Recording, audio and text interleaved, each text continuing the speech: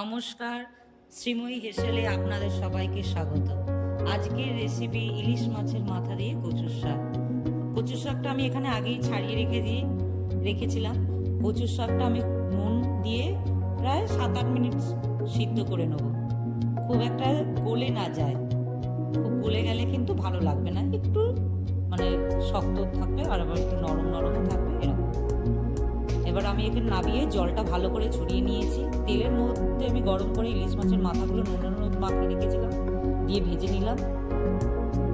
ভাজা হয়ে গেছে, খুব একটা কড়া করিনি। এবার ওই ইলিশ মাছের মাথাগুলো তুলে নিয়ে ওই তেলের মধ্যেই আমি এখানে ফোড়নে দিয়েছি সাদা জিরে, একটা শুকনো লঙ্কা ফেটিয়ে দিয়েছি, একটু নেড়ে চেড়ে নিয়েই একটা পেঁয়াজ কুচি দিয়েছি। এর মধ্যে পেঁয়াজটাকে নরম করে একটু লাল লাল করে ভেজে নেবো, খুব কড়া করে ভাজবো না।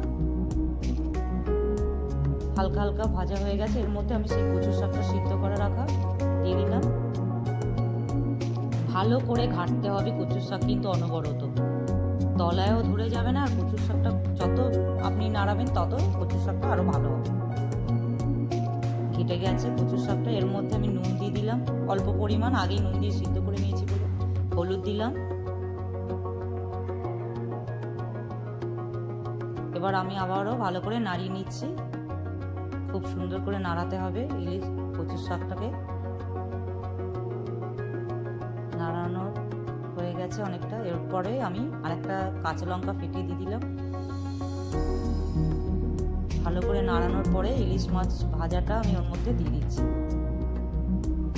মাথাটাকে ভালো করে ঘেটে নেবো ইলিশ মাছটাকে কচুর শাকের সাথে। ভালো করে ঘেটিয়ে নিয়েছি। এর মধ্যে নাড়াচাড়া করে একটু আমি প্রায় 3 সেকেন্ডের মতন আমি একটু ঢাকা দিয়ে রাখবো। ঢাকাটা তুলে নিয়ে আবারও নাড়াবো, দেখবো হয়েছে কিনা। হ্যাঁ, তেল ছেড়ে গেছে। আমি কিন্তু খুব একটা তেল ইউজ করিনি। এখানে চিনি দিয়ে দিলাম, গরম মশলার গুঁড়ো দিয়েছি,